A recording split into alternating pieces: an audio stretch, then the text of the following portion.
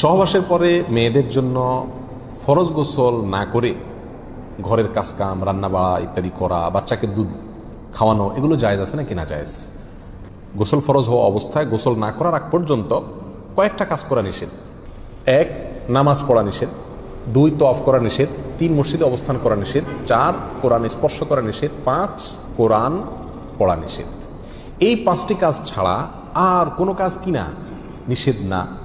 অতএব সহবাসের পরে কোনো মেয়ে, কোনো মহিলা তিনি যদি গোসল না করে, ফরজ গোসল না করে তিনি যদি কি করেন, গৃহস্থলীর কাজকাম করেন, রান্না বাড়া করেন, অন্য কাজকাম করেন, বাচ্চাকে দুধ খাওয়ান, এগুলো এই 5টি নিষিদ্ধ কাজের আওতায় যেহেতু নাই, অতএব সেটা জায়েজ আছে। আমাদের দেশে যত কঠোরতা সব মেয়েদের উপরে, ছেলেদের উপরে নাই। ছেলে গোসল ফরজ হয়েছে, 2-4 ঘন্টা শুয়ে রয়েছে বা এমনকি হাঁটাহাঁটি করছে, তাকে তেমন কেউ কিছু বলে না। সমস্ত চাপগুলা মেয়েদের উপরে। আর এই ফতোয়াগুলা মেয়েদের উপরে, ফতোয়াগুলা দেয়ও বেশিরভাগ মেয়েরাই। কথার কথা, ননদ আছে, শাশুড়ি আছে, বা অন্য কেউ আছে, বা জাল আছে, তো তারা খোঁচাইতে শুরু করে যে গোসল না করে বাচ্চাকে দুধ খাওয়াচ্ছে। কোনো বাচ্চা কাঁদতে কাঁদতে মরে যায় কিন্তু দুধ খাওয়ায় না, কেন? কারণ গোসল করে নাই। এগুলো না জানার কারণে হয়েছে। ফরজ গোসল না করে 5টি কাজ করা নিষেধ, এর বাইরে আর কোনো কাজ নিষিদ্ধ না। অতএব এমনকি আপনি রোজাও রাখতে পারেন, কি ফরজ গোসল না করে রাখতে পারেন বলতে সাহরি খেতে পারেন, সাহরি খেয়ে রোজা শুরু করতে পারেন। তাহলে আপনি বাচ্চাকে দুধ খাওয়াতে পারবেন না, কে বলেছে? বাসায় কাজ করতে পারবেন না, কে বলেছে? তবে হ্যাঁ, যদি আপনি ফরজ গোসল একটু দেরিতে করতে চান কোনো কারণে, তাহলে সেক্ষেত্রে অন্যান্য কাজ কামের সুবিধার জন্য উজু করে নেওয়া উত্তম।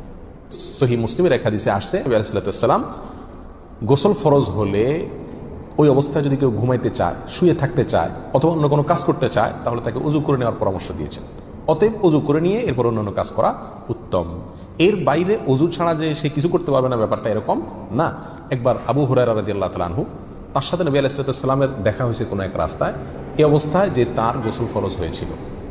তো আবু হুরায়রা রাদিয়াল্লাহু রাসূলুল্লাহ আকরাম সাল্লাল্লাহু আলাইহি ওয়াসাল্লামকে দেখে এড়াইয়া চলে গেছেন, একরকম পালায়া চলে যাওয়ার মতো, যায় তাড়াতাড়ি করে গোসল টোসল করে তারপরে আসলেন। নবী আলাইহিস সালাম জিজ্ঞাসা করলেন, আবু হুরায়রা তুমি কই গেছিলা, তোমার দেখলাম? বলে, ইয়া রাসূলুল্লাহ, আমার গোসল ফরজ হয়েছিল, তো আমি আপনার সঙ্গে বসবো, সময় দেব, ফরজ গোসল অবস্থায় আমার কাছে জিনিসটা অপছন্দ লাগলো, নাপাক অবস্থায় এভাবে থাক, আপনার সাথে সাক্ষাৎ করব। তখন নবী আলাইহিস সালাম বলেছেন, সুবহানাল্লাহ, মোমেন আবার নাপাক হয় নাকি? অর্থাৎ এটা তো একেবারে তোমার পুরো বডি নাপাক হয়ে গেছে, টাচ করলে আমি নাপাক হয়ে যাবে, ব্যাপারটা তো এরকম না। তুমি এটাকে এত কঠিনভাবে নিয়েছো কেন? তাহলে এই সব হাদিসগুলোকে সামনে রাখলে মোটামুটি পরিষ্কার হয়ে যায়। আমাদের আয়েশা রাদিয়াল্লাহু তাআলা আনহা থেকে এক হাদিসে আসছে, তাকে জিজ্ঞাসা করা হয়েছিল যে নবী আলাইহিস সালাম গোসল ফরজ হলে তিনি ঘুমাতেন কিনা, তিনি বলেছেন হ্যাঁ ঘুমাতেন। কোনো কোনো বর্ণনা আসছে উজু করা ছাড়াও ঘুমাতেন। তাহলে বোঝা গেল উজু করে নিয়ে ঘুমানো, উজু করে নিয়ে কাজ কাম করা উত্তম, কিন্তু আপনি যদি নাও করেন তাতে কি হবে না, কোনো গুনাহ এতে হবে না। আল্লাহু আ'লাম।